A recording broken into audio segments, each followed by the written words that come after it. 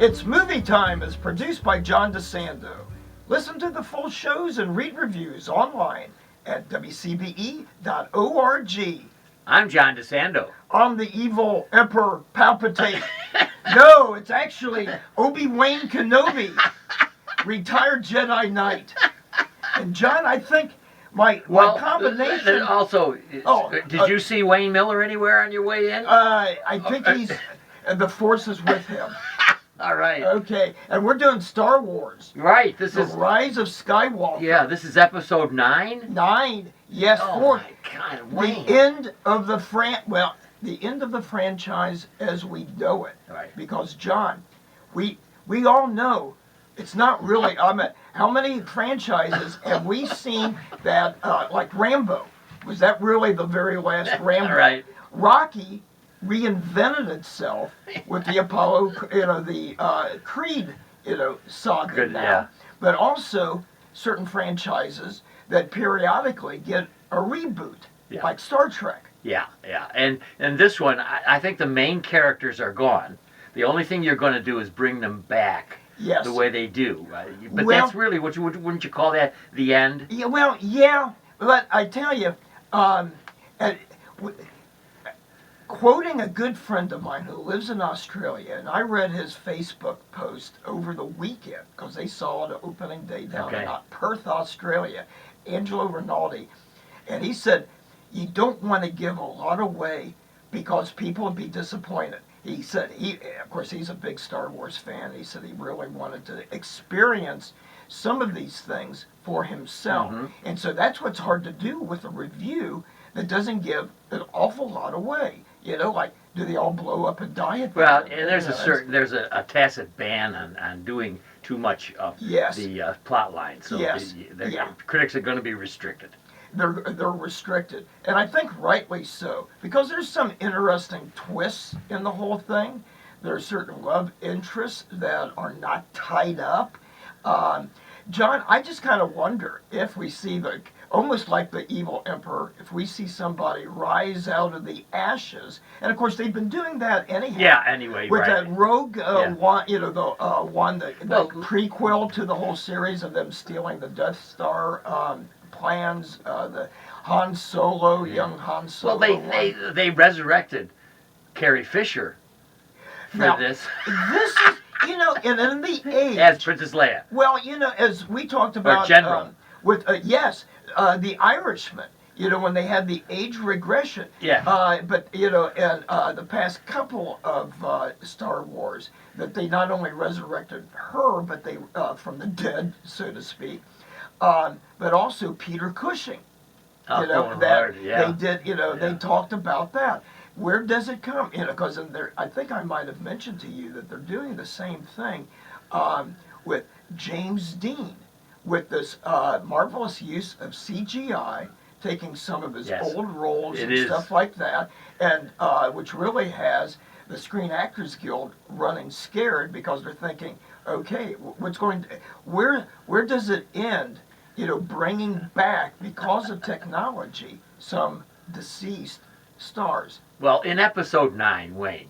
Yes. One of the things that you mentioned was a new romance, and my favorite character is Poe Dameron.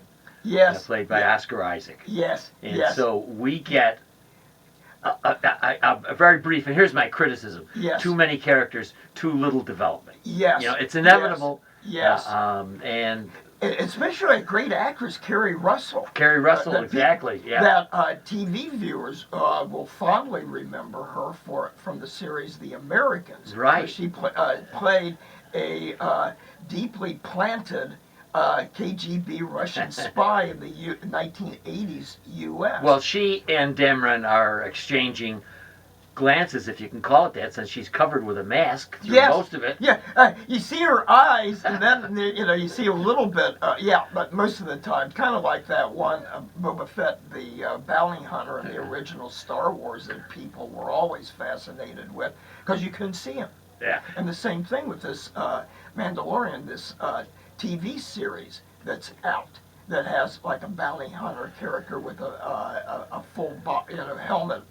Well, if you could say the new Luke Skywalker is Rey. Yes, yes. Played by Daisy Ridley. Very well played. Very it's a little well played. too stoic for me. Oh, I mean, she was a tough young lady. I know. And I liked her. Yeah. I mean, you know, some of the looks that, I mean, you know, she could kill with her looks rather than and so a lightsaber. she pretty much is the focus of this film. And but beyond that, even Harrison Ford comes back alive. Yes. Well, let's not get too much away. Oh yeah, I know. You're right. Yeah. But people will expect that. Yeah. You know, that not only the trilogy. I almost expected to see Alec Guinness appear as a very old Obi-Wan Kenobi. But and of course we've got our favorite droids. Yes. And some people do. You know, the reviews have been mixed, to say the least, on it. And my friend in Australia, Angelo, said, you know, that was he disappointed? Yeah, it did not live up to his high standards that the series has had, especially the early trilogy. Yeah. And he said, but fans, they won't care. It's like going to a bad family reunion. It's good to see the old characters. It is. And some new, and the one thing that people have also been talking about, some of the cute little critters. You know, like the one little tiny guy who was working on. Yes, I know. C3PO. I heard you laughing more than. Oh yeah, I thought he was cute. He'd be a great little pet to have. So, what do you think the strength of this is? I mean, with so many episodes, what are the reason for seeing this beyond being a fanboy about it? What? I would say the continuation and maybe the end as we know it of that whole myth.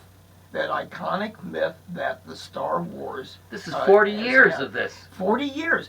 Now, I'm really curious that because early on, I remember reading about the very first Star Wars and when it became a success, and they interviewed George Lucas, and he said he had 3 trilogies in mind. Huh. And I wonder how much of his original thoughts played out in the middle trilogy, which really was a prequel, you know, to Luke Skywalker. I'm going to explode here. I can't keep up with this. Only a mind like yours could put them all together. Well, that's why I'm a history major. I know. The history of this galaxy far, far away. Well, we're in holiday time. Yes. Is this the kind of movie you can recommend to a family? Yes, I do. To go there, and it's a long movie. Well, we were there for over 3 hours. The movie itself is something like about 2 hours and 20 minutes. Right. But then when you're packed full, and I timed it this time, it was about 35 to 40 minutes of trailers. I know. And I like trailers. But you know what was the one thing? Because some of the trailers, of course, are some of the movies coming out, like, you know, particularly the new James Bond movie and others that have a lot of special effects, a lot of action. And some ways, as good as it was, some of the action fell flat. And my friend Angelo said he thought it was a little bit too much Star Trek than Star Wars when it came to some of the editing and the strobe lights and things like that. I mean, it's double-edged. It keeps you going through those 2 hours and 20 minutes because you're going from one action to another. Wow. But after a while, it dulls your sensibilities. Yes. And that's my problem is I want to settle down with some of the characters. Yes. I don't have to have all of this shoot 'em up and the traditional Star Wars battle. Just battle after battle. And what was the one the movie that we talked about that was climax after climax? It was it built up so much time and time again. Space dust. Oh, but that one movie that we had reviewed that is kind of like, oh my God, you know, it's just one thing after another, and that's the same thing with this. You know, until finally they come into. I think some of the imagery that I really liked. I always liked kind of the Germanic Nazi imagery of some of the uniforms, and but also the big fleet of the Star Cruisers. That it kind of reminded me of some shots of World War II of the German Sure. bombers, coming over. One of the things that some of the fans will miss is there's no Death Star in this one. Yes, yeah, which they didn't need it. No, for goodness sake. Yeah, No. well, but also it was like so much of everything. And that's where the simplicity of the very first one with the Death Star, yes. Destroying this one thing. Here, they had, looked like thousands of these Star Cruisers to wipe out. And so they, in some ways it was a bit too much. And just when I'm going to stop there because Wayne Miller. Too much away. The film is Star Wars: The Rise of Skywalker. Yes. What grade do you award it? I'm going to give it a B. All right, and I enjoyed it, but it's... Yeah, and for reasons that I've already hinted at, where I wanted more character development and less incident, I still find it an enjoyable holiday film, so it will receive a B as well from me. Good. Well, my big disappointment, John, I think my combination lightsaber and Swiss Army knife needs a new battery. All right, well, I'm hoping there's not another Star Wars for you to bring that back. May the Force be with you.